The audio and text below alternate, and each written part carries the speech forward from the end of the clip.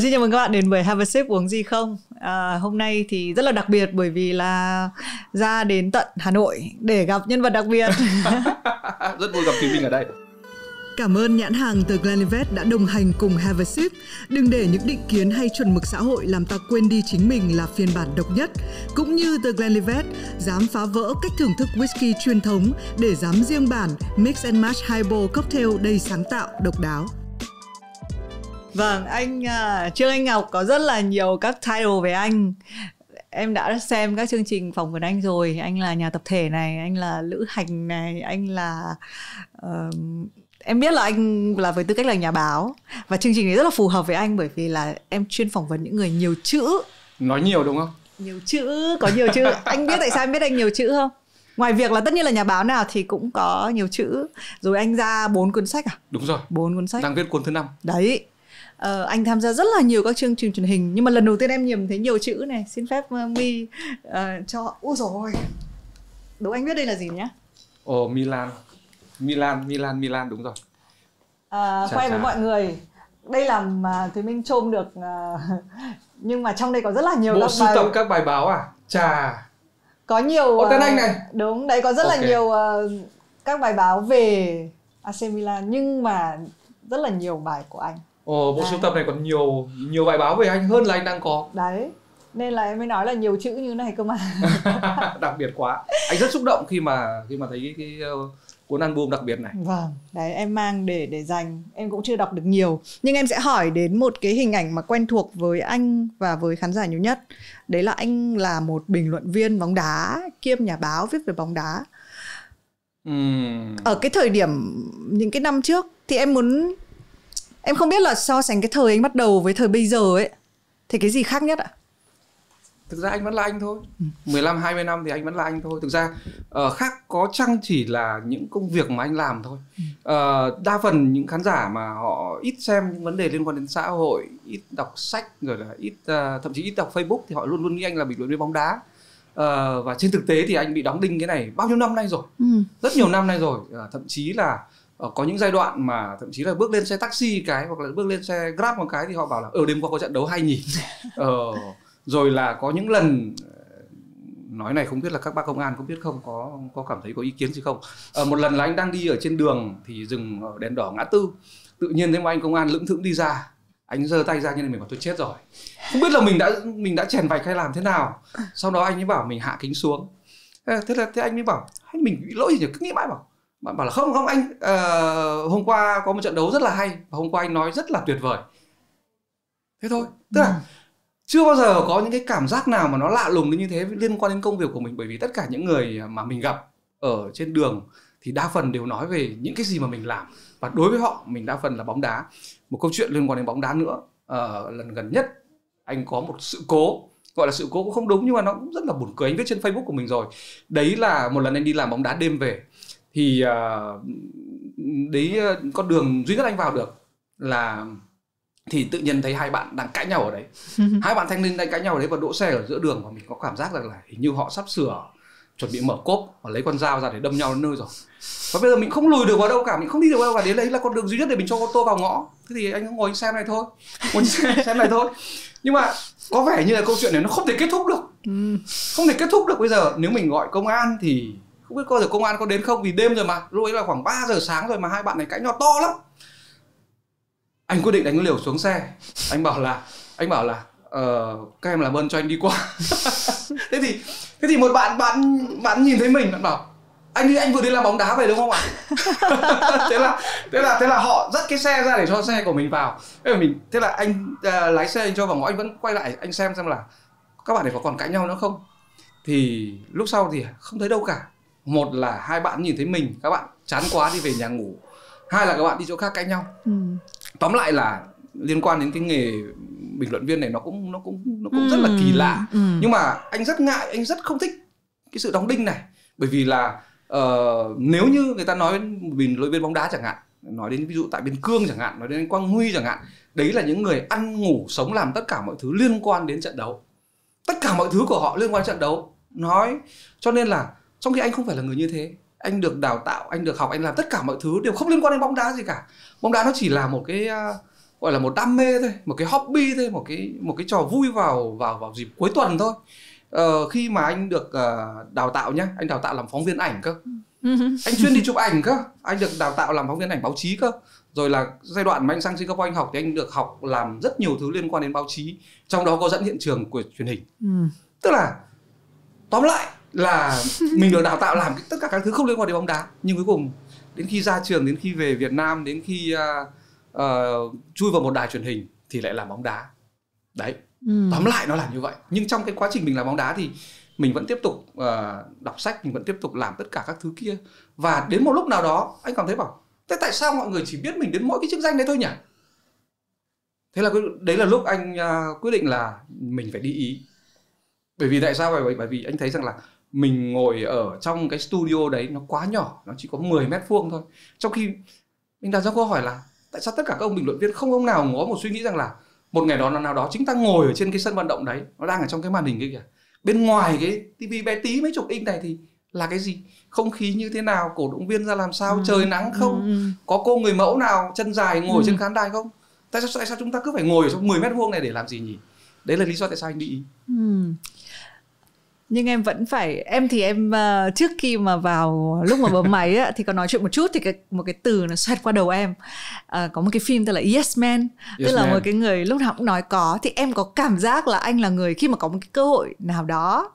Anh Ngọc cũng chia sẻ một chút về những cái cuộc phiêu lưu anh rất là thích trải nghiệm đúng không? Anh tuần sau anh sẽ đi một cái chuyến đi đến Lai Châu, rồi có những cái chương trình mà anh rong ruổi khắp nơi. Em cũng xem và biết là anh đi 60 nước hơn anh ngồi đếm lại rồi. Hơn. Đấy thì giống như anh là một người có vẻ như là anh sẽ có một cái cơ hội xảy ra trước mắt thì anh sẽ nói yes trước khi nói no. Cái này đúng hay sai? Vừa đúng vừa sai. Đúng là gì? Là thực ra là nhiều khi là mình tự tạo ra tất cả những cơ hội đấy. Cái cơ hội đấy mình tạo ra là bởi vì mình luôn luôn là chờ đợi, hoặc là mình luôn luôn là tìm kiếm những cơ hội để có thể thực hiện được. Ví dụ như là đây là năm thứ 3 anh sẽ làm chương trình đón Tết cùng VTV. Thì có một lần trong chương trình Ai Là Triệu Phú, thì hôm đấy là anh Lại Văn Sâm vẫn còn dẫn. Thì anh Lại Văn Sâm nói rằng là Trinh Ngọc là một người rất gắn bó với cả nước Ý. Thế thì anh mới nói thẳng với anh Sâm là đúng, em gắn bó với nước Ý thật, nhưng mà em phải nói thẳng với anh là em biết nước Ý nhiều hơn Việt Nam. Cho nên là em sẽ phải, trong những quãng thời gian mà em ở Việt Nam, trước khi em lại đi một nhiệm kỳ công tác mới ở cơ quan của em ở bên châu Âu, có thể Ý hoặc là nước nào đó, thì em sẽ phải khám phá Việt Nam. Nhưng mà bây giờ bảo là tự nhiên nhảy lên một con xe xong rồi là bỏ hết cả việc làm đi trong vòng 2-3 tuần thì nó cũng không hề đơn giản một chút nào cả, bởi vì công việc đấy rất là nhiều. Thế thì cái duyên đến đấy là chương trình Đón Tết cùng VTV. Đón Tết cùng VTV thì có một nam là anh và một nữ là bạn Alushka, người Nam Phi. Bạn nói tiếng Việt rất là tốt. Và nhờ chương trình đấy mà trong vòng 2 năm nay anh đi khắp các nơi của Việt Nam rồi. Từ Nam ngoài Bắc. Đấy là mình tìm kiếm cơ hội và cơ hội nó đập vào đầu mình. Nhưng mà không phải là yes man, bởi vì là vào cái thời điểm mà sau khi anh ra trường ấy, sau khi ra trường anh tốt nghiệp mà báo chí tổng hợp, và cái tên của nó bây giờ là Trường Đại học Khoa học Xã hội và Nhân văn, thì là anh có đến 4-5 công ty. Công ty quảng cáo có này, báo chí có này, rồi là kể cả một nơi như kiểu làm về văn hóa thông tin ấy, có những nói tóm lại là cơ quan nhà nước, tức là muốn anh về làm. Thậm chí là có một công ty quảng cáo đưa ra một cái mức giá rất là cao, bảo là chúng tôi đang cần một copywriter. Và tôi rất thích cách phong cách viết của anh, mặc dù điểm ở trong lớp của anh thuộc lại đứng ở nửa cuối. Điểm của anh ở trong nửa cuối, nhưng mà tôi thích cái phong cách của anh. Đấy. Nhưng mà rồi là một hãng thông tấn của nước ngoài cũng nhận cũng muốn là đang cần một biên tập viên. Thế thì anh thấy rằng là bây giờ cơ hội nhiều nhỉ, bây giờ mình phải làm thế nào? Bây giờ mình đứng trước rất nhiều những sự lựa chọn khác nhau, mình không biết lựa chọn nào. Thế thì trong cái việc lựa chọn đấy mình quyết định là đi chơi 2 tuần. Đi với cả một cậu bạn rất là thân và nhảy tàu đi vào trong Nam. Đi vào trong Nam thì trong quá trình đi đấy thì bắt đầu vừa suy nghĩ vừa nói chuyện với bạn. Tức là theo cậu thì tớ nên làm cái gì, thậm chí lúc đấy là vẫn còn đang đi cưa cẩm ấy, lại coi như là gộp luôn là theo cậu thì tớ nên cưa cô nào. Đấy, nói chung là rất là nhiều thứ lung tung nó kết hợp như thế. Thì cuối cùng là khi trở về là anh quyết định là chọn một cái nơi mà có ít sự quen biết nhất. Tất cả các công ty kia, tất cả các cái sở văn hóa ban ngành kia thì đều là có người quen của anh cả. Và đấy là những người quen, họ đến họ trực tiếp họ gặp mình. Mình bảo yếu tố quen biết là không ổn rồi. Chắc chắn là không ổn rồi, bởi vì khi mà họ quen biết mình thì kiểu gì họ cũng sẽ nương nhẹ đi mình đi một tí. Mình mắc cái lỗi sai gì đấy thì họ cũng nhẹ nhàng đi một tí. Nói chung là mình không thích quen biết. Rồi là bên cơ quan anh đang công tác bây giờ ấy, thì hồi đấy là bố anh đang làm sếp rất to đấy. Bố anh cũng muốn anh về đấy, nhưng anh rất ghét cái từ con ông cháu cha. Anh rất ghét cái từ đấy, bởi vì nếu sau khi mình ra trường xong mình về đấy thì khả năng mình coi như là mình vào biên chế này, mình có thể đi nước ngoài ngay này, rồi là mình làm rất là nhiều thứ. Nhưng mà mình có hay đến mấy đứa chăng nữa, cá tính mấy chăng nữa, giỏi mấy chăng nữa thì người ta vẫn bảo ôi đấy là con ông phó tổng giám đốc, nó chả giỏi giang gì đâu, nói tóm lại là con ông cháu cha. Thế thì cuối cùng là anh chọn một cái giải pháp mà theo anh nó đầy gian khổ, đầy gian nan, đầy khó khăn. Đấy là về làm truyền hình. Nhà anh không có một ai làm truyền hình hết. Ông bà rồi cô chú không có ai làm truyền hình hết. Và mình vào đấy để làm gì? Để không ai có thể nương tựa và giúp đỡ mình hết. Đấy là lý do tại sao anh vào và đang học báo ảnh, đang học truyền hình, đang học đủ mọi thứ, cùng là đi làm ông bình luận viên đấy.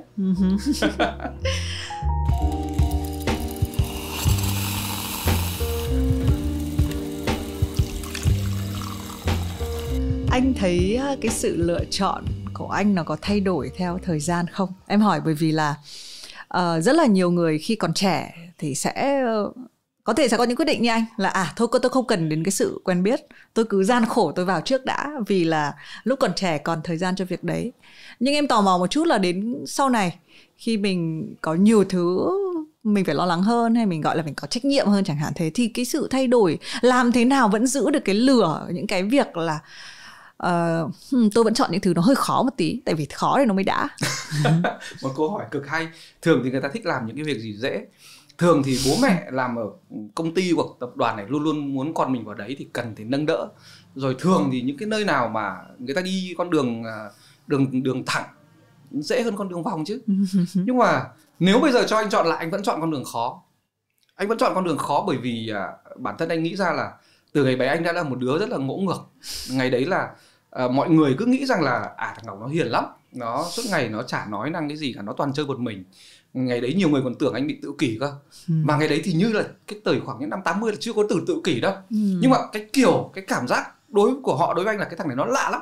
Nó toàn ngồi nó chơi bóng đá một mình, nó toàn kể chuyện một mình, nó toàn đọc sách một mình, nó toàn ngồi tưởng tượng ra nó là D'Artagnan, nó là cái này nó là cái kia. Nhưng mà lúc đấy là anh đang ủ mưu đấy. Và điều mà anh ghét nhất đấy là bị gắn cái mác con ông cháu cha. Cái tự ái đối với bản thân anh nó cực kỳ lớn. Và khi có một ông bố làm cái chức to như thế thì ông bố luôn luôn có nhiều chuyện để kể cho con. Ông bố luôn luôn kể cho con rằng là ở cái chốn quan trường thì nó như thế này, ở cơ quan thì nó như thế kia, ở ngoài xã hội thế này, ở ngoài xã hội nọ. Thế đó anh có nghĩ bảo tại sao mình phải làm những cái việc như thế? Tại sao mình đúng, nếu mà mình về cơ quan của bố mọi thứ nó dễ dàng hơn rất là nhiều, nhưng mà mình sẽ bị mang tiếng. Mình không thích bị mang tiếng. Người khác bị mang tiếng được nhưng mình không thích, bởi vì mình là mình. Ở anh ấy là có một cái sự tự tin rất là lớn. Nhiều người nghĩ rằng là anh là cái dạng nó hơi hâm tí, là thích một con đường khó, thích một con đường khó để khẳng định mình và để trở thành một cái gì đó trong xã hội. Anh bảo tôi không có nhu cầu trở thành một cái gì đó trong xã hội, tôi chỉ cần tôi khẳng định bản thân tôi là tôi thôi, và tôi đứng cạnh bố tôi thì tôi là con của bố tôi, chứ tôi vào cơ quan này không phải là tôi là con của bố tôi, mà tôi là một phóng viên tốt. Và đấy là lý do tại sao khi mà bên truyền hình Hà Nội thiếu người, thế là anh về làm cộng tác viên. Anh về làm cộng tác viên thì lúc đầu anh chưa nhận lời ngay đâu, nhưng sau đó thì anh quyết định là làm ở đấy. Bởi vì là tại sao? Bởi vì là bây giờ làm ở đây thà có danh, thà có tên tuổi, thà thành danh, còn hơn là đùng một cái mình về kia. Cho nên là bây giờ nếu bảo là có thay đổi không, có quyết định lại không, anh không. Và rõ ràng là với một cái gia đình với một gia đình như nhà anh chẳng hạn, đấy là một gia đình quan chức, cũng là cấp cao, thì mọi thứ nó dễ dàng hơn rất là nhiều. Nhưng mà anh không. Bố anh bảo là trong cuộc đời của bố là bố đã giúp rất nhiều người, nhưng bố không bao giờ giúp được con là sao nhỉ? Đến bây giờ bố anh vẫn nói thế. Anh nhất định là không sống chung này, anh nhất định là không về làm việc chung này. Bố anh về hưu anh mới về đấy. Rồi là mẹ anh thì là cũng quen biết rất là nhiều bên các bộ này bộ kia, cứ bảo là đấy Ngọc ra trường thì có thể về chỗ này về chỗ kia. Anh bảo nhất định không. Ngang bướng nó là như thế. Và đấy là lý do tại sao mà nó tạo nên con người của anh bây giờ. Anh luôn luôn thích một cái gì đấy nó khác biệt. anh nhắc đến cái sự tự tin, tại vì là cái sự tự tin khiến cho anh có được cái lựa chọn mà nó khó hơn, bởi vì rõ ràng là khó nhưng mà anh tự tin là anh làm được thì anh mới chọn, đúng không? Đúng rồi. Thì đúng rồi. Em nghĩ là những cái chương trình như em đang làm thì có nhiều bạn trẻ nghe, và em cũng thấy là làm thế nào để các bạn ấy biết là tôi đang tự tin. Ở cái mình có phải không tự tin để mà tự tin không, hay là làm thế nào để mình biết được là cái mà tôi biết là đang đủ và tôi có thể làm việc khó được. Tại vì em nghĩ là cũng có một cái chiều ngược lại là đôi khi người ta nghĩ rằng là tôi giỏi quá rồi, tôi ổn quá rồi. Sẽ có những cái bộ phận các bạn trẻ như vậy. Thì thế nào là biết là cái sự tự tin của mình nó đủ dùng?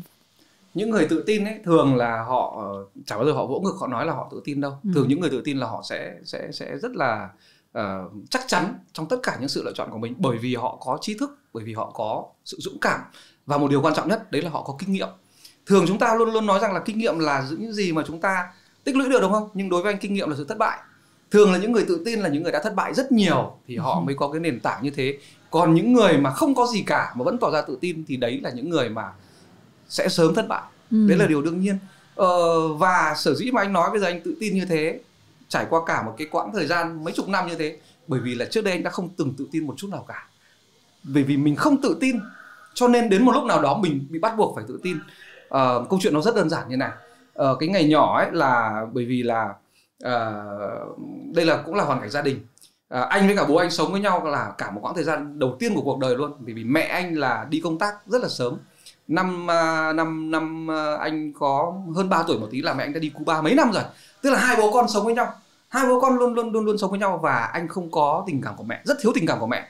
Đến khi mẹ về nước thì lại đẻ em. Tức là mình không có những tình cảm đấy, thành ra là nó luôn luôn bị một cái gì đấy nó rất là cứng nhắc, thiếu cái sự mềm mại mà một người phụ nữ có thể truyền cho người đàn ông. Và trong cả cái quãng thời gian đấy lớn lên ấy, mẹ anh tìm cách để mà bù lại cho cái tình cảm đã mất đi. Nhưng mà mình lớn mất rồi và mình có những mối quan tâm khác, rồi mình thích đọc sách, rồi mình thích đi chơi, rồi mình thích kết bạn, mình thích làm đủ các thứ này kia. Nhưng sự tự tin thì mình hoàn toàn không có. Bởi vì tại sao? Vì cả một quãng thời gian nhỏ là mình chỉ sống với bố, và bố thì lúc nào cũng lo rằng là con chơi với người này thì có vấn đề này kia, con chơi với người kia thì nó không ổn lắm. Tức là hai bố con luôn luôn đi với nhau và không có những cơ hội để chơi với tất cả những người khác. Đấy là lý do tại sao anh nói ở đầu chương trình, đấy là nhiều người nghĩ rằng là anh tự kỷ. Anh chỉ sống ở trong cuộc sống của bản thân anh thôi. Anh ngồi anh tưởng tượng ra một trận đấu đầy đủ tất cả các bàn thắng này kia. Anh ngồi anh tưởng tượng ra các nhân vật, anh đọc các cuốn sách và anh nghĩ rằng là anh đang phiêu lưu cùng với cả Remy trong Không Gia Đình, đi nước Pháp như này. Anh tưởng tượng ra là mình cùng với cả D'Artagnan như này kia. Tức là mình luôn luôn có một cái cuộc sống của bản thân mình. Và đến khi anh lớn lên rồi thì xã hội nó bắt đầu có những thay đổi, bắt đầu có những sự phát triển. Mình đã bắt đầu tức là ngại tiếp xúc rồi. Mình đứng ở trước lớp mình không bao giờ dám nói một cái gì cả, luôn luôn ngại. Và nó đi cùng với điều đấy là cái sự lì và rất là ngang ngạnh. Bởi vì tại sao? Bởi vì mình cảm giác là mình không thể phá nó ra được, không thể phá vỡ ra được. Có một câu chuyện rất là kỳ lạ là như thế này.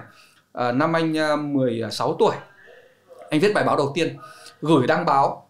Thế nào mà tờ báo lại đăng một bài báo về bóng đá thôi, tờ báo đăng. Nhưng mà bây giờ mà đi lấy nhuận bút thì ngại nhỉ. Không biết đi lấy nhuận bút thế nào. Đi lấy nhuận bút thì phải gặp người này, phải gặp người kia. Mà bây giờ chưa bao giờ mình tự một mình vào một cái tòa soạn báo xong rồi gặp cô này cô nọ để xin chữ ký rồi là để lấy tiền, trong khi mình rất cần tiền. Thế là cuối cùng phải rủ hai ông bạn đi xe đạp, 3 người tháp tùng nhau đi để lấy một cái tiền hồi mấy trăm đồng thôi. Tức là nhát đến như thế, nhút nhát đến như thế luôn. Và trong cả cái quãng thời gian đấy, từ đấy cho đến thậm chí đến đại học, là anh vẫn là con người như vậy. Tức là mình không thể hiện được mình không thể hiện được mình, trong khi rõ ràng là mình có rất nhiều những kiến thức, mình có rất nhiều những câu chuyện. Hồi này anh đã viết thơ này, viết truyện ngắn này, làm nhiều thứ lắm. Nói chung là tự mình biết thôi. Nhưng tất cả mọi thứ nó thay đổi kể từ khi mà trúng cái học bổng đi Singapore. Và anh quyết định rằng là đấy là lúc cần phải có sự thay đổi. Tức là mình muốn có sự thay đổi rồi. Những cái môi trường ở Việt Nam này có cảm giác rằng là nó không phù hợp với mình để mình thể hiện ra. Bởi vì mình nói ở trước lớp thì mình sợ sai, mình ra ngoài thì bố mẹ bảo ôi cẩn thận đi đường các thứ, không may là bị đâm đấy. Tức là ai người ta cũng gàn quải, đâm ra là mình rất là ngại. Và rồi là ngày đấy thì họ hàng cũng kiểu như là cậu phải thế này, cậu phải thế kia, rồi nói chung là phải giữ gìn. Nói chung là đi sinh nhật, anh đi sinh nhật mẹ, đi sinh nhật bạn anh thôi mà mẹ anh cũng hỏi là thế bạn ở đâu, nhà như thế nào, có vấn đề gì không, về trước 10 giờ nhé. Tức là mình khác gì mình một cô gái tuổi dậy thì đi đâu. Tức là mọi người take care cho mình nhiều quá, đâm ra mình bị mất cái sự tự tin, cho nên mất tất cả mọi thứ, thay đổi. Kể từ cái lần mà anh sang Singapore học, tất cả mọi thứ phải làm một mình hết, không có gì là không làm. Lần đầu tiên trong đời biết phải tự đi giặt quần áo, lần đầu tiên trong đời phải tự là quần áo, lần đầu tiên trong đời phải làm cái việc là cứ đến cuối tuần mua một cái thẻ điện thoại 20 phút, gọi hết thẻ điện thoại về nhà thì thôi, xong. Rồi là lần đầu tiên đi tất cả các phương tiện công cộng, lần đầu tiên làm một project bằng tiếng Anh và đứng trước lớp cùng với cả một bạn gái rất xinh khác cùng làm project cùng với mình, bảo vệ nó. Tức là tự nhiên khi mình làm tất cả mọi thứ, mình làm xong mình bảo mình làm được nhỉ. Mình đã có thể nói lên được tiếng nói của mình đã có thể đi một tuyến đường ở Singapore, mình đã bị ngủ quên ở trên cái tuyến đường đấy, và tàu đi một hướng khác mình không biết đây là đâu cả. Không biết đây là đâu, hồi làm gì có internet đâu. Hồi cách đây hơn 20 năm, gần 30 năm rồi, mình lúc đấy có internet đâu. Đi hỏi tất cả người này, đi hỏi tất cả người kia, đấy là điều anh không bao giờ làm ở Việt Nam. Bởi vì mình sợ người ta cười, bởi vì mình sợ là hồi là anh hay bị nói lắp. Cho đến tận năm 19-20 tuổi rồi đấy, anh vẫn còn nói lắp. Và khi mình càng nói lắp thì mình càng cảm thấy không tự tin. Anh nhớ có những giai đoạn mà anh nói lắp nhiều đến mức mà bố anh tát. Để ngày xưa các cụ không có phương pháp đâu, các cụ thấy mình nói lắp á, thì các cụ tát để cho mình không nói nữa, chứ không phải là các cụ ghét mình đâu. Nhưng mà khi mà mình nói lắp thì mình càng ngại nói, thì mình càng co vào trong. Thế thì bây giờ sang Singapore thì đành phải làm tất cả những thứ đấy, và để chống nói lắp thì đùng một cái cuối cùng về làm bình luận viên. Em cũng đang nghĩ đến. Hay không? Câu chuyện hay không?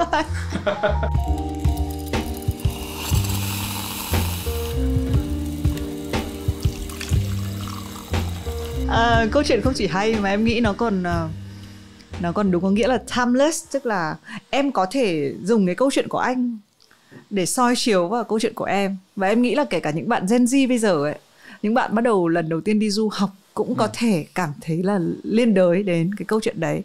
Và nó làm cho em nghĩ về việc là mỗi người đều có một cái giai đoạn như kiểu là tách vỏ ấy, đúng không? Đúng rồi. Mình phải ngâm bên trong. Đau đớn đấy. Đấy, mình đôi khi là nếu mà bạn đang xem chương trình này và bạn đang trải qua, tại vì em biết là lúc còn trẻ ấy, nó cảm giác nó rất là lâu và nó khó khăn. Thế nhưng mà đấy là giai đoạn mình chưa tách vỏ. Còn khi mình tách ra, cái vỏ nó nứt ra một cái, bung luôn. Đúng là bung lụa. Tức là mình đã có những kiến thức, mình đã có sự khát khao, mình đã có hoài bão, mình chỉ cần đợi một cơ hội để mình đi thôi. Nói chung là đấy là một quãng đời mà anh cho rằng là nó rất là đẹp. Bây giờ ngồi nghĩ lại cũng thấy rằng là đúng, mình nên sống một quãng đời như thế. Nếu không có quãng đời như thế thì làm sao có quãng đời như bây giờ. Thường những người nói nhiều về sau là những người rất ít nói về trước. Thường là những người nói hay là những người nói cực dở về trước hoặc không bao giờ nói. Cuộc đời là như vậy mà. Nhưng mà tại sao anh chọn cái nghề viết? Tại vì anh viết trước khi nói, đúng không ạ? Anh viết trước khi nói, đúng. Nói, cái nghề nói này, cái nghề liên quan đến truyền hình này, tất cả mọi thứ nó là một câu chuyện rất tình cờ. Tất cả mọi thứ đến với anh đều rất tình cờ trong cuộc đời này hết.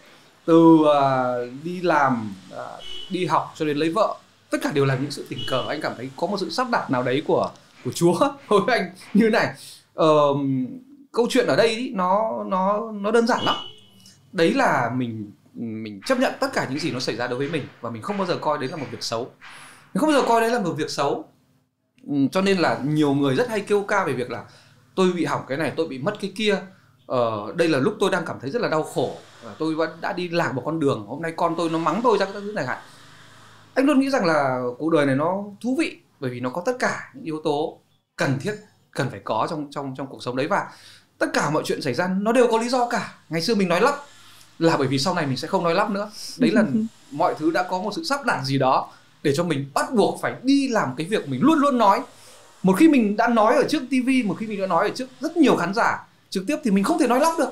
Và tự nhiên mình sẽ quên đi là mình đã từng có những giai đoạn như vậy. Rồi là mình đi lang thang khắp nơi là bởi vì mình đã chuẩn bị sẵn tất cả những cái tư liệu mình đã đọc từ khi mình còn bé như vậy. Và đến lúc nào đó khi mình sang một nơi chẳng hạn, ví dụ anh sang Paris chẳng hạn, anh đến rất nhiều phố Paris, anh bảo những cái này mình đã đến rồi sao nhỉ?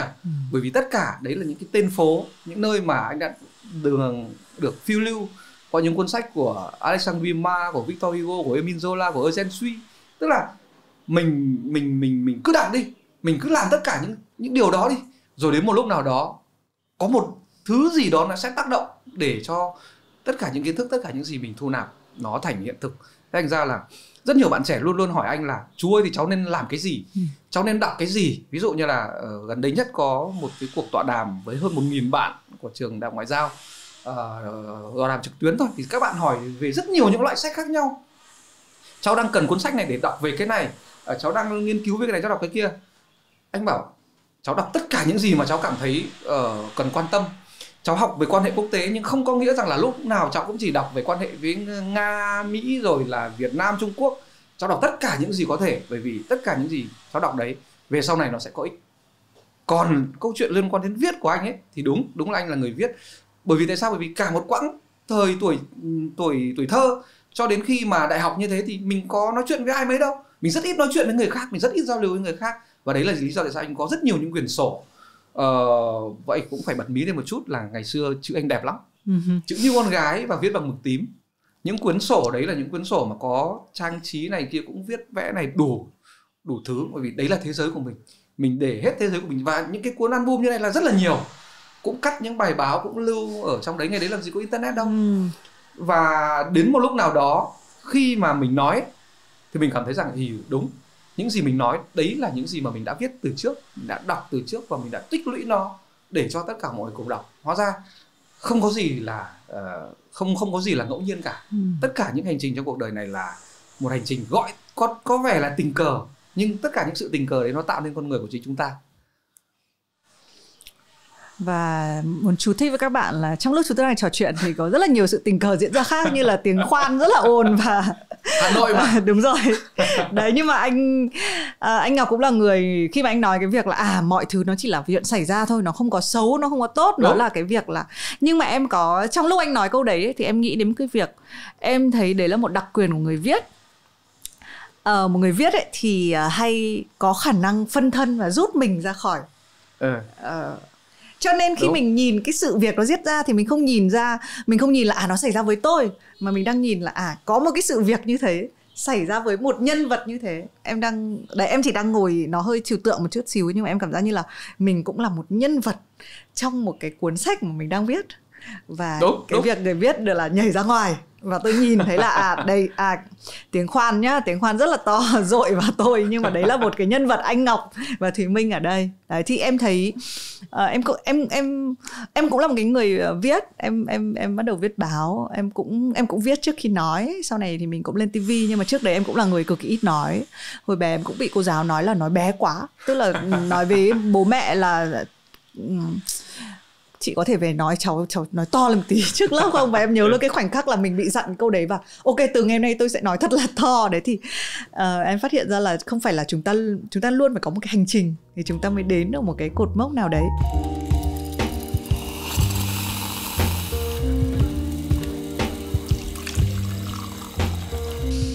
Khi anh là bình luận viên, em không hiểu một tí nào về nghề bình luận viên. Vì em không thích bóng đá. Em thích bóng đá, nhưng mà cái bóng đá của em dừng lại ở những cái trận đấu mà em với bố ngồi xem lúc 3 giờ sáng. Và khi mà em ra khỏi nhà và không ngồi cạnh bố em nữa thì em mất cái việc là thói quen là mình xem bóng đá đi. Và em cũng nhớ là hình như một năm SEA Games nào đấy, đội tuyển Việt Nam đã làm tan vỡ trái tim em, khiến em không còn niềm tin vào bóng đá nữa đấy. Nhưng mà đấy, hành trình của em dừng lại đấy. Nhưng mà nếu bây giờ nói về nghề bình luận viên ấy, anh, cái nào gọi là điều kiện cần và đủ để theo nghề này? Chà, tôi nghĩ phải nói một tuần không hết. Bởi vì đây là một câu chuyện rất dài, rất nhiều bạn cũng hỏi, đặc biệt là các bạn trẻ, những bạn mà bằng cái tuổi mà khi anh bắt đầu làm đó là khoảng 20 hay mấy thôi, vừa ra trường xong rồi tất cả mọi người đều hỏi thế bây giờ làm bình luận viên là cần phải những gì? Gạch đầu dòng nó cực nhiều và cho em đổi câu hỏi. Không hề đơn giản. Em đổi câu hỏi. Đấy là có cần phải đòi hỏi cái gì đặc biệt hơn không? Cũng là một điều hơi lạ đấy, bởi vì tất cả các quốc gia trên thế giới này có những quốc gia 100 triệu dân, những quốc gia 2 triệu dân, 3 triệu dân thì số lượng những người làm bình luận viên bóng đá thành công chỉ đếm được trên đầu ngón tay. Đây là một công việc mà nó đòi hỏi rất nhiều những thứ nó khác lạ so với những nghề khác. Nghệ sĩ thì nhiều, ca sĩ thì nhiều, diễn viên không thiếu. Nhưng mà tại sao bình luận viên nó chỉ có gần đấy người thôi nhỉ? Bởi vì đơn giản là đây là một nghề mà đòi hỏi tổng hợp của tất cả các yếu tố và phải thể hiện một cách trực tiếp ở trên sóng. Đây là một câu chuyện mà rất nhiều người hỏi rồi. Thậm chí là anh còn trong một số trận đấu là anh làm livestream luôn. Anh đặt máy ở trước mặt này. Anh với anh Quang Huy Béo ngồi bình luận với nhau, đặt trước mặt đây, ngồi cả trận luôn. Và các bạn ấy làm một cái việc là các bạn là xem bọn anh làm livestream, còn các bạn bật một kênh khác tắt tiếng đi là để xem như nào. Thì các bạn lắc đầu, các bạn bảo eo ơi vất vả quá, rắc rối quá, bởi vì là mình không chỉ là nói ở trong 90 phút đấy mà vấn đề là mình nói cái gì, trong hoàn cảnh nào, như thế nào, một sự cố xảy ra ở trên sân, một va chạm nào đó, một bàn thắng thì mình nói cái gì như thế nào, bởi vì nó không có kịch bản. Em hát thì đương nhiên em có nốt nhạc rồi, em có ca từ rồi, em chỉ thay đổi tông đi một tí thôi, đúng không? Diễn viên thì có kịch bản hết rồi, nhưng mà bóng đá nó như cuộc sống, nó không có kịch bản gì cả. Có thể trận đấu đấy hay, có thể trận đấu đấy dở, có thể có rất nhiều bàn thắng, cũng có thể là không có bàn thắng nào cả. Cho nên là anh đã từng có một câu khuyên với các bạn trẻ như này: nếu như các em muốn làm một bình luận viên giỏi, các em đừng chọn các trận lớn. Các em ngồi bình luận một trận đấu vào lúc 3 giờ đêm ấy, và các em nghĩ rằng là bây giờ những người khán giả mà xem em là những người họ cực kỳ là điên, họ là những người phải yêu bóng đá lắm thì họ mới thức dậy vào lúc 3 giờ sáng để họ xem được. Vậy thì em hãy làm như thế nào đó để họ không buồn ngủ. Đây là một câu chuyện nó rất là phức tạp. Làm nào để không buồn ngủ? Vậy thì tông giọng như thế nào, nhịp độ ở trận đấu như thế nào, rồi là mình truyền thông tin như thế nào, mình hô như thế nào. Và nếu mà làm quen rồi thì tất cả những việc đấy nó đến một cách rất là tự nhiên. Mình sống ở trong trận đấu, cho nên là người ta gọi đây là nghề truyền lửa cũng đúng. Mình làm sao để cho khán giả họ cảm thấy rằng là họ như đang ngồi trên sân vận động đấy. Mình làm sao mình truyền cho trận đấu để cho người ta hiểu rằng là cái trận đấu này nó hay ở cái điểm nào. Mình phải đọc được ý ở trong đầu huấn luyện viên, ông chuẩn bị thay ai, thay người đấy thì nó dẫn đến điều gì. Và cái ông kia, ông nhìn thấy ông kia thay người đúng không? Vậy chỉ 5 phút sau tôi sẽ thay người này vào để tôi phá cái thế của ông. Bóng đá nó không phải là một trò chơi ngây thơ, tất cả đều là khoa học và tính toán hết. Thành ra một người bình luận viên phải làm gì? Gọi là ca sĩ không đúng, phải gọi là hét sĩ. Phải gào mà, đúng không? Phải là người tường thuật các đường bóng đi như thế nào. Phải là người bình luận viên để phân tích tất cả các tình huống ở trên sân. Tại sao nó hay như thế? Tại sao quả này lại vào? Tại sao quả kia lại không vào? Tại sao quả penalty này cần được thổi hoặc là không được thổi? Tức là anh phải đóng vai huấn luyện viên, đóng vai cả khán giả, đóng vai cả trọng tài, đóng vai cả cầu thủ và đóng vai chính bình luận viên nữa. Trong khi đấy còn phải làm gì nữa? Mắt mình nhìn, mình xem trận đấu mình vẫn dõi theo nhá, nhưng trên tay vẫn phải cầm các tư liệu để khi cần phát là mình phải nói ngay. Khi mà thủ môn này vừa đẩy nó quả penalty phát, mình đã có thông tin sẵn rồi, đã phải chuẩn bị sẵn rồi. Anh này trong sự nghiệp đã đẩy được 15 quả penalty chẳng hạn, lần gần nhất là quả bao nhiêu, khán giả sướng lắm. Cái đấy là cả một quá trình phải chuẩn bị rất kỹ. Thành ra là anh không biết có bình luận viên khác làm như nào, nhưng mà anh vẫn giữ một thói quen là anh ghi chép. Anh ghi chép tất cả mọi thứ có thể được. Thậm chí anh ngồi anh còn tưởng tượng ra là trận đấu này thì nó sẽ diễn ra như thế nào nhỉ? Nếu mà hôm nay mình xem thời tiết, ví dụ hôm nay Roma nhiệt độ 18 độ, trời nắng, vậy thì nó ảnh hưởng như thế nào đến mặt sân, nó ảnh hưởng thế nào đến cầu thủ, rồi trước trận đấu thì huấn luyện viên nói cái gì, ngày hôm nay có cô ca sĩ nào ở trên sân không, có cầu thủ nào trên sân không, để vì camera quay lên phát mình phải nói ngay. Đây là vợ Totti, cô ấy có 4 con chẳng hạn. Tóm lại là kiến thức nó cực kỳ nhiều. Và bây giờ là thời đại 4.0 rồi. Nhiều bạn bình luận viên, các bạn chỉ cần có một cái máy tính thôi. Nhưng anh không làm cái việc đấy. Anh không muốn cái máy tính nó nghĩ cho anh. Cái máy tính nó chỉ cung cấp cho anh thông tin thôi. Anh vẫn làm một việc mà giáo sư Xoay nói là anh là người làm tốn giấy nhất thế giới. Tốn giấy A4 nhất, bởi vì anh vẫn ngồi anh viết ra. Anh viết chi ly cụ thể. Một trận đấu lớn anh phải chuẩn bị khoảng 10 đến 15 trang viết tay. Và trong một lần viết là anh đã lưu nhớ ở trong đầu rồi. Anh biết ngay là tình huống chi tiết liên quan đến quả penalty này thì nó nằm ở trang bao nhiêu, chi tiết liên quan đến nghề chính của trọng tài nó nằm ở trang nào, nhiệt độ nằm ở đâu, rồi là vợ của cầu thủ này thì ngoài đời làm gì, có đi shopping nhiều không. Tóm lại là mình phải có profile của tất cả những cầu thủ mà mình cảm thấy sẽ là nhân vật chính của trận đấu. Kinh đấy. Kinh. Không đơn giản. Không, bây giờ anh kể thì em thấy rất kinh. Mà đấy mới chỉ là một thứ anh làm thôi nhá. Anh còn làm rất nhiều thứ khác nữa. Cho nên là nếu mà mọi người bảo ông này chỉ làm biện luận viên thôi, anh rất buồn. Vì anh làm rất nhiều những thứ khác nữa. Em cho em có ý kiến. Em chỉ thấy nếu anh chỉ là bình luận viên em đã thấy anh rất kinh rồi. chứ anh đừng buồn vội. Bởi vì em thấy chắc anh là người duy nhất mà có thể cách xa mic 1 mét mà vẫn nghe thấy rõ tiếng. Đúng. Là... Và anh xin bật mí luôn là bây giờ ở cái tuổi 45 anh vẫn có thể đọc bình luận một lúc 2 trận liên tiếp. Đọc trận này xong, trận kia nghỉ 1 tiếng, đọc tiếp. Và có những giai đoạn anh đã bình luận một lúc trong một tối và một đêm 3 trận. Và trận đấu thứ 3 tông giọng không khác gì trận đấu thứ nhất.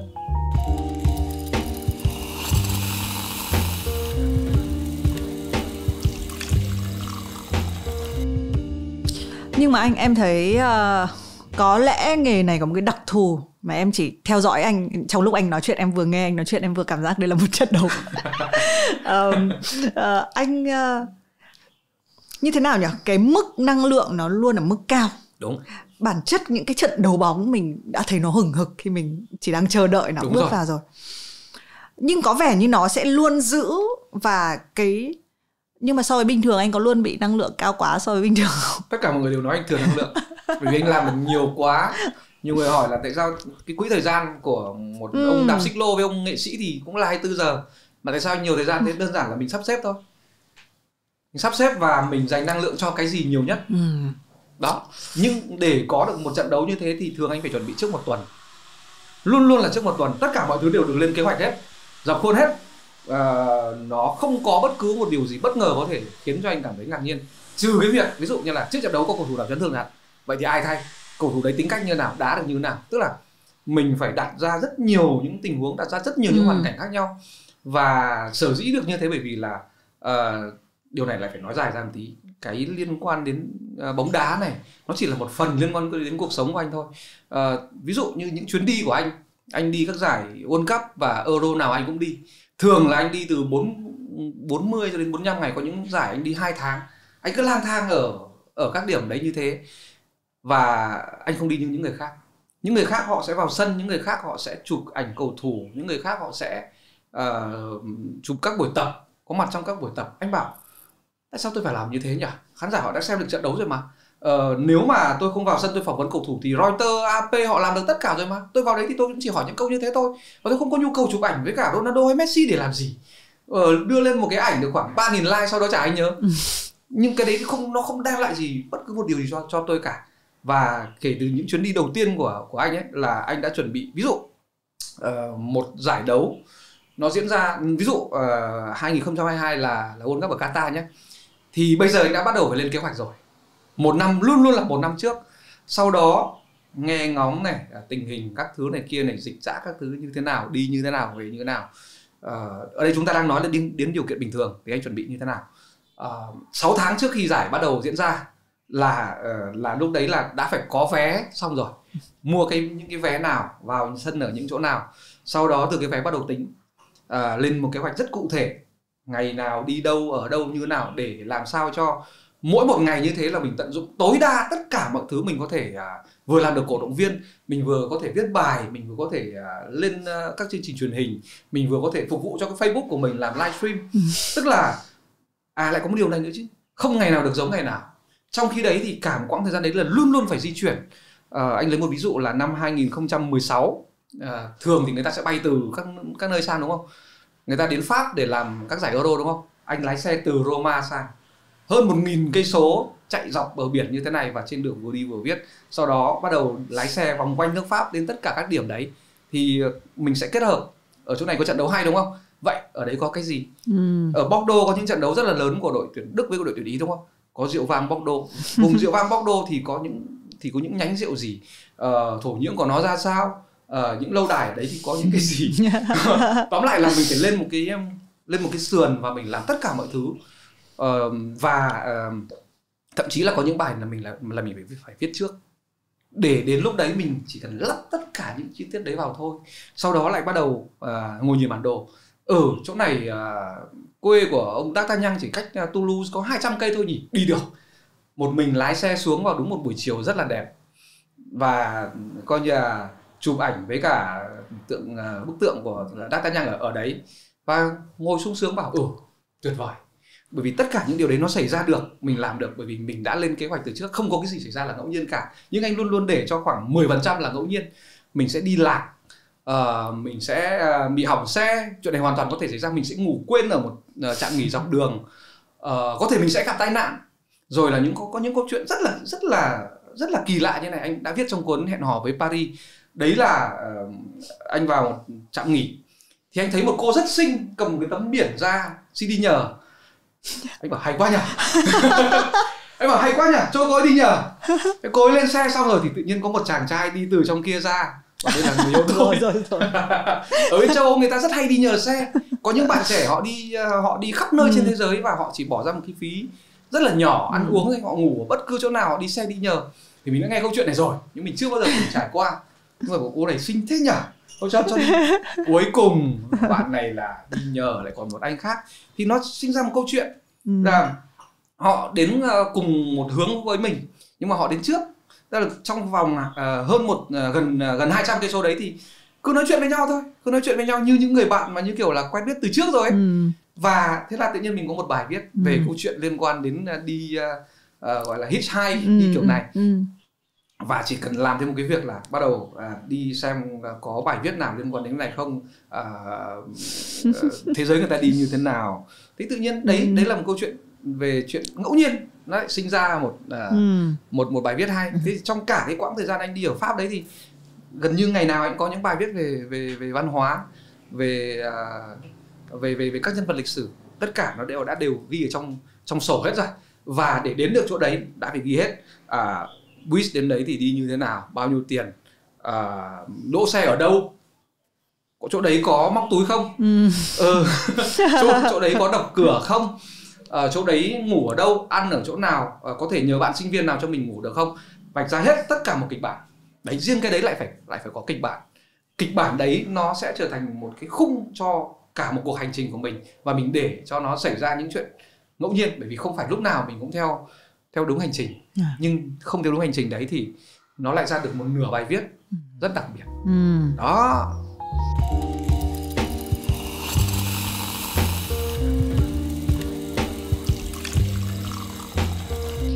Em nghĩ rất là nhiều người tôn sùng sự ngẫu hứng mà quên mất để ngẫu hứng được thì phải chuẩn bị rất kỹ, đúng không anh? Để cho mình không bao giờ không bao giờ bị bất ngờ.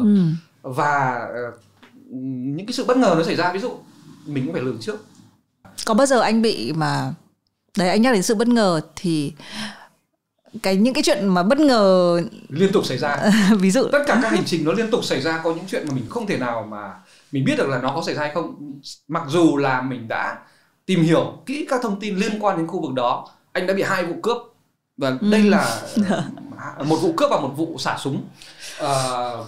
Và tất cả là đến những khu mà mình đã biết trước là có các nguy cơ như vậy. Mình đã biết trước các nguy cơ như vậy nhưng mà mình vẫn đi. Nhưng mình cũng có hơi nghĩ là sẽ không xảy ra với mình không? Nếu mà mình nghĩ nó xảy ra với mình thì chắc mình sẽ không đi. Nhưng mình không đi thì mình sẽ không có những bài viết và sẽ không có trải nghiệm như vậy. Câu chuyện đầu tiên là năm 2010, cái điều này thì anh đã nói rất nhiều đối với các bạn trẻ rồi. Anh đi nói chuyện với các phóng viên trẻ thì họ cũng bảo là anh liều thật. Mình bảo là nhưng mà liều là một bản tính của anh. Thì đấy là năm 2010, khi mà anh đến cái khu gọi là khu Khayelitsha. Khu đấy là một trong những khu tội phạm nhiều nhất của châu Phi nói chung và Nam Phi nói riêng. Khu đấy là một khu gọi là khu của những người color. Và người ta nói rằng là trung bình cứ mỗi một ngày thì có một vụ giết người ở đấy. Thì anh tò mò quá, anh cực kỳ tò mò. Anh bảo là Cape Town đẹp lắm, Cape Town có rất nhiều những điều hay ho. Cape Town có những nói xin lỗi là có những nơi múa cột rất đẹp. Anh đã từng đến. Có núi Bàn này, có mũi Hảo Vọng này, có nơi gần Cape Point, nơi tận cùng của châu Phi này. Mình đến hết rồi. Mình bảo vẫn thiếu một cái gì đấy. Vẫn thiếu một cái gì đấy nó mang tính là ngẫu hứng. Mình vẫn thiếu một cái gì đấy để mình tạo cho cái hành trình của mình một điểm nhấn. Và khi mà anh đọc được thông tin này ở trên báo chí ấy, một cách tình cờ thôi, đọc được trên là có một vụ giết người đấy, anh bảo hay nhỉ, nên đến.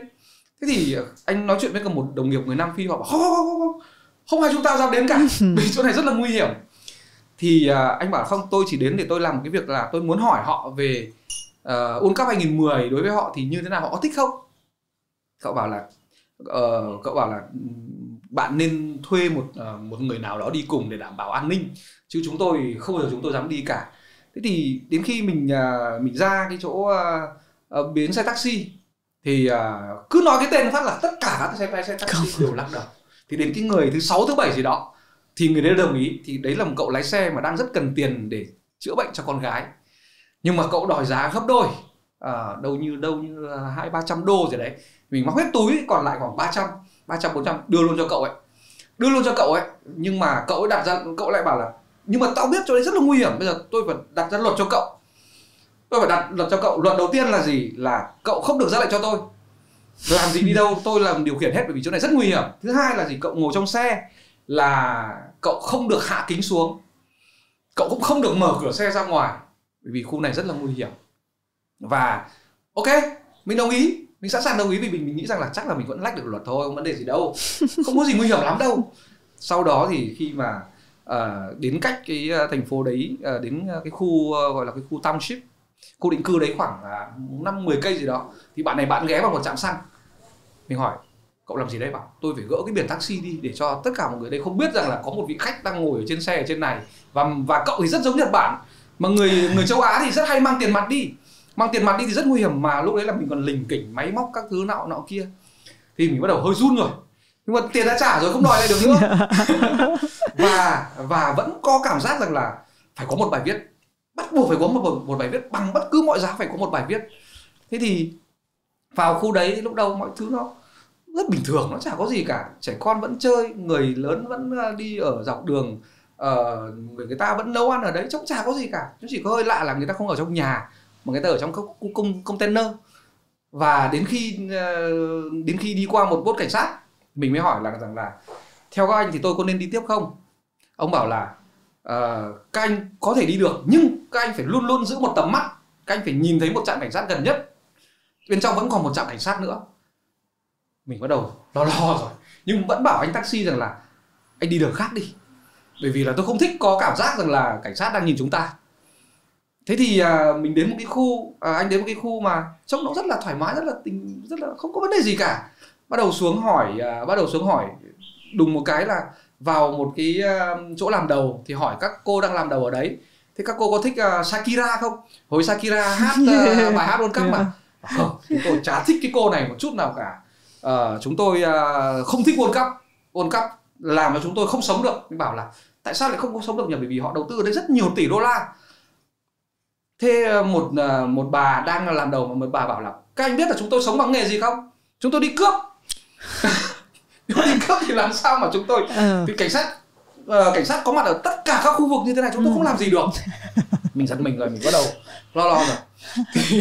Thì sau đó thì đến lại đi tiếp, vẫn chưa có cảm giác gì cả, để vẫn chưa thành bài được. Những lời của cái chị kia nói nó không hay ho một chút nào cả. Quyết định đi tiếp thì tự nhiên là thấy bọn trẻ con nó đá bóng, và cái buổi chiều nó đẹp lắm, cả một bãi đất như này, trẻ con nó đang đá bóng như này, thì cái cậu lái xe kia cậu ấy cũng muốn ra hút thuốc rồi. Thế thì bây giờ thì thôi đi ra hút thuốc, thì đi ra hút thuốc, nhưng cậu bảo là tôi với cậu là phải đứng trong phạm vi 50 mét thôi, để có gì thì chạy. Nhưng mà mình thì coi như là ham, cầm máy ảnh ra chụp ảnh, cứ tiến gần đến sân như thế thì quảnh lại thì không thấy cậu kia đâu cả, và cậu kia chắc là đi đâu đấy không biết. Thì tự nhiên thấy trong nắng, ở ngực nắng này có cái lấp loáng của ánh dao. Nhìn ra thì thấy cách mình khoảng 100-200 mét là hai thanh niên đang cầm dao đuổi về phía mình, chạy như điên như rồ luôn. Và lúc ấy cảm thấy máy móc rồi ba lô nó nặng trịch khủng khiếp.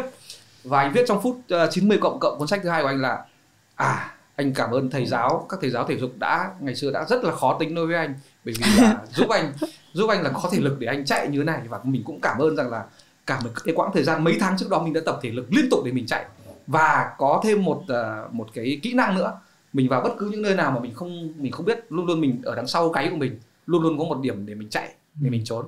Thì chạy về đến cậu kia vẫn đang hút thuốc thì vội vàng lên xe, vừa nhảy lên xe vừa đóng được cửa thì là hai thanh niên kia là đuổi đến như kiểu anh với em đây rồi. Và bài viết đấy thì cuối cùng là về đến nhà, khi mà về đến Cape Town trả tiền cho cậu kia xong rồi, vào quán ngồi vẫn còn cảm thấy run, phải làm luôn 2 ly whisky và viết bài về nhà. Nhưng nó khổ cái là nếu mình viết cái vụ cướp ấy vào đây thì về sau các sếp sẽ không cử mình đi công tác nữa. Đấy là lý do tại sao anh lại viết thôi, không viết gì về cái đấy cả. Không viết gì về cái đấy, và về sau chỉ dám đưa nó vào cuốn sách của mình thôi. Em có cuốn sách đấy luôn. Đây, em vừa đọc cái đoạn đây. Kinh hoàng. Nhưng bây giờ cho anh làm lại anh vẫn sẽ tiếp tục như thế. Anh không sợ cái gì cả, vì mình cảm giác rằng là mình có cái gì đấy nó giúp mình có một giác quan tốt rồi. Và chính giác quan ở đây giúp anh thoát cái vụ bắn súng ở Brazil năm 2014. Cũng lại chui vào một khu ổ chuột, cũng lại chui vào một khu không có công an. Và thường ấy, nếu mà những ai mà đi Brazil rồi thì sẽ biết, ví dụ Rio de Janeiro là nó hơn 1.000 khu ổ chuột, và những người nghèo thì lên đồi ở các khu ổ chuột, còn người giàu thì xuống bờ biển. Anh bảo cái thế giới người giàu này nó chả có gì để mình đáng xem cả, và mình quyết định là lang thang ở các khu ổ chuột. Nhưng luôn luôn có một quy định, đây quy định là các phóng viên nói thôi, trước 7 giờ tối nên về, đừng ở đây quá tối làm gì, và đừng mang bất cứ một cái gì liên quan đến máy móc các thứ cả. Ok. Tất cả những lần trước thì anh vào thì anh đều cho tiền các bạn thanh niên ấy, để các bạn 5 người 50, người 100 đô để mà đi trước, để mà dẫn dắt mình đi như này như kia. Những chỗ mà khi nào mà có bán ma túy chẳng hạn, có bảo không được chụp ảnh nhá, bỏ xuống. Còn những chỗ chụp ảnh thì được chụp ảnh nhá. Rồi, nhưng mà cái khu mà anh vào như này thì nó không có du khách. Mình chọn một khu không có du khách, đọc hết tất cả trên mạng, cái gì mà có trên TripAdvisor mà đã viết rồi mình không vào. Và khu này mình quyết định vào bởi vì không có du khách nào vào cả. Thì hỏi cảnh sát bảo khu này không hay đâu, khu này không hay đâu, không hay ho một chút nào đâu cho một người Nhật như cậu. Tôi nghĩ là mình là người Nhật. Mình bảo không, tao đã chuẩn bị sẵn vài câu tiếng Bồ rồi, tao sẽ nói là Brazil vô địch thế giới, rồi tao sẽ làm quen với tất cả mọi người. Cậu bảo là bây giờ trời vẫn còn sáng như thế này rồi, tôi cứ vào đi. Nhưng chú ý nhìn tất cả các đồn cảnh sát, bởi vì cứ cách mấy trăm mét lại có một trạm gác nhỏ, rồi sau đó là các trạm gác lớn. Chui vào đấy đi. Mình chui vào đấy rồi, đến một ngã ba tự nhiên không thấy một cảnh sát nào nữa, không thấy một ai nữa. Bắt đầu hơi lo, ở trên đầu thì thằng cảnh sát vẫn đi như này. Thì tự nhiên lúc đấy đang không biết làm gì, tự nhiên anh nghe thấy tiếng mẹ anh chứ. Ngọc ơi. Tự nhiên nghe thấy tiếng mẹ anh chứ. Nhìn quanh bảo ai nhỉ? Không hiểu sao ai gọi nhỉ?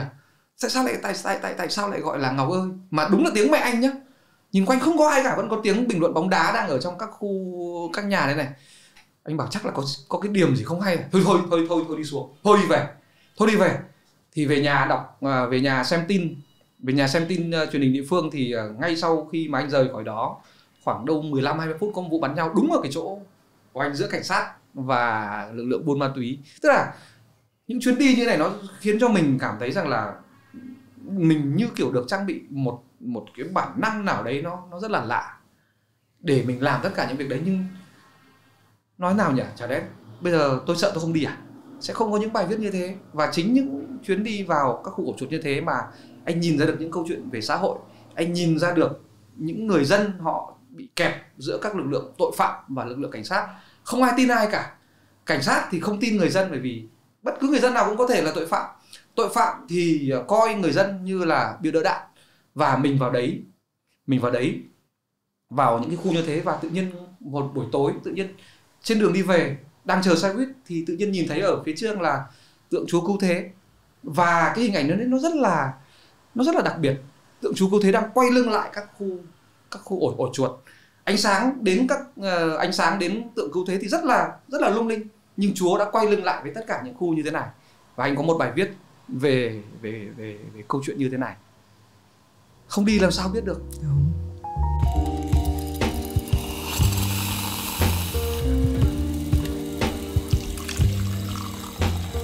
Khi anh kể những câu chuyện mà nó rất là điện ảnh như thế và đây cũng là một diễn viên tay ngang đóng một số bộ phim rất nổi tiếng,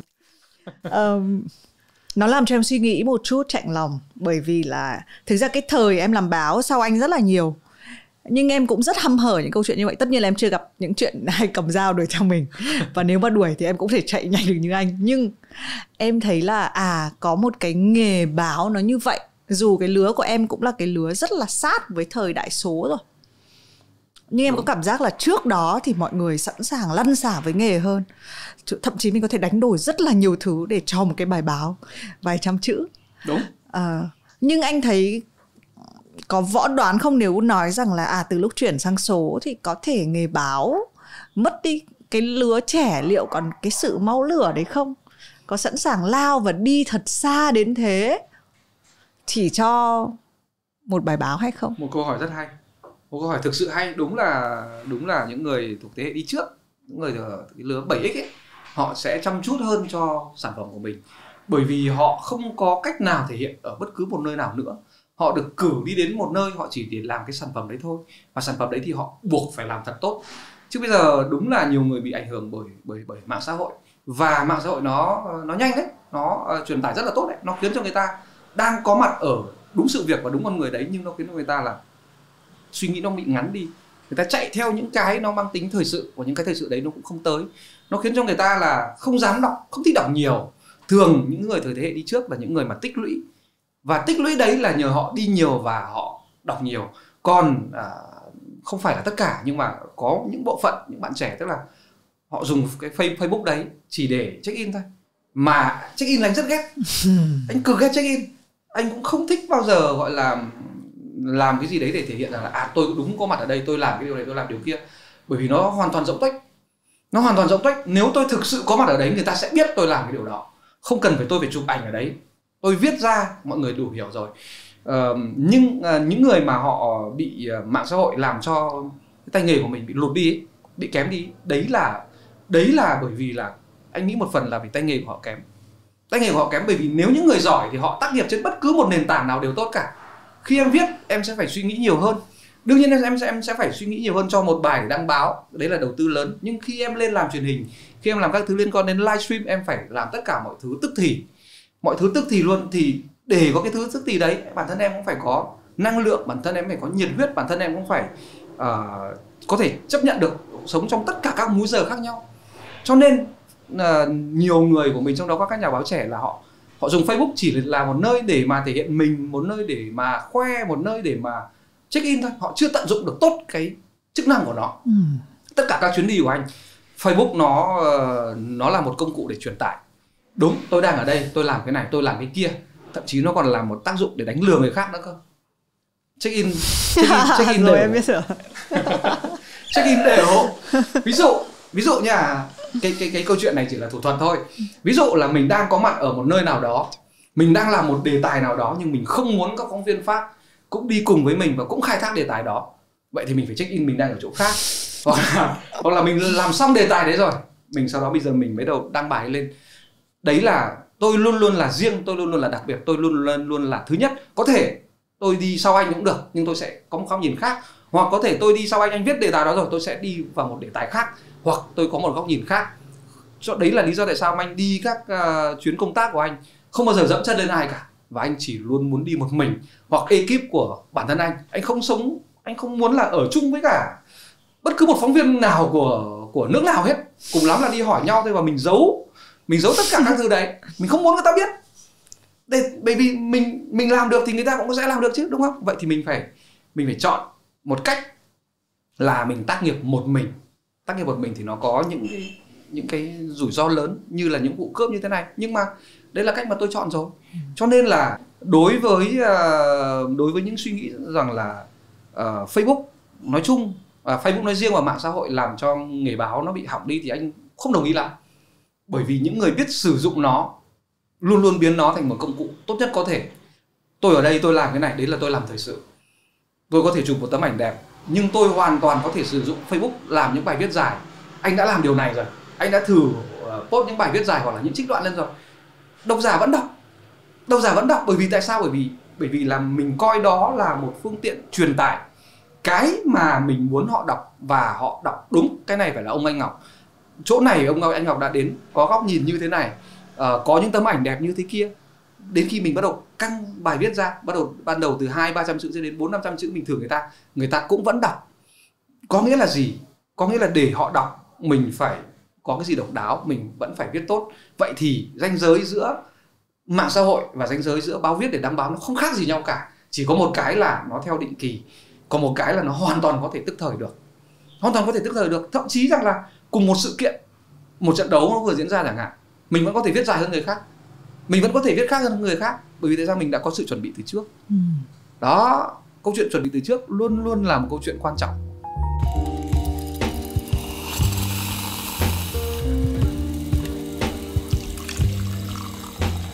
Thế cái ranh giới từ việc viết báo xong nhảy ra một cuốn sách thì sao? Trong lúc nghỉ thì anh Ngọc lại nói tiếp là anh không thích viết sách một tí nào. Vì anh rất lười. Anh luôn luôn là đến một cái lúc nào đó là anh vẫn muốn đi đâu đấy lang thang một mình. Nhưng mà nếu mà làm nhiều hơn, làm YouTube chẳng hạn, làm sách chẳng hạn, anh muốn phải có một biên tập cho anh cơ. Anh muốn là anh là người nói, anh muốn là anh là người viết, nhưng sau đó thì phải có một ai đấy biên tập cho anh cơ, bởi vì những khâu còn lại là anh không thích làm. Nó mất thời gian lắm. Trong cái khoảng thời gian đấy thì mình có thể đọc cái thứ khác, mình làm cái thứ khác được. Thì cuốn sách đầu tiên là cuốn sách Nước Ý câu chuyện tình của tôi.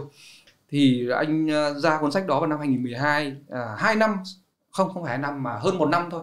Sau khi từ nước Ý trở về nhiệm kỳ đầu tiên thì trong khoảng thời gian đấy anh viết rất nhiều rồi. Viết cho các tạp chí, viết cho bản thân mình trong các cuốn sổ tay rồi để lại.